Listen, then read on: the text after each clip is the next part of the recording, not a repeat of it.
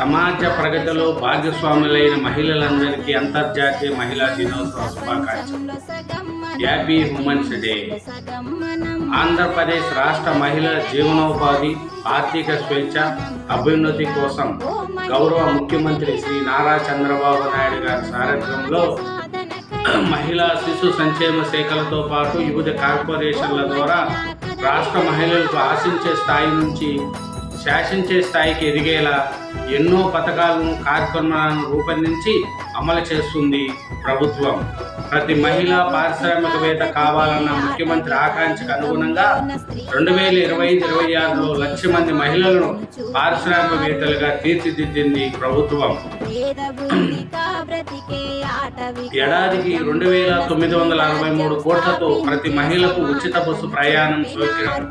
దీని ద్వారా ఇప్పటి వరకు 50 కోట్ల ప్రయాణాలు. రాష్ట్రంలో 1.08 కోట్ల కుటుంబాలకు ఉచితంగా ఏడాదికి 3 సిలిండర్ల పంపిణీ.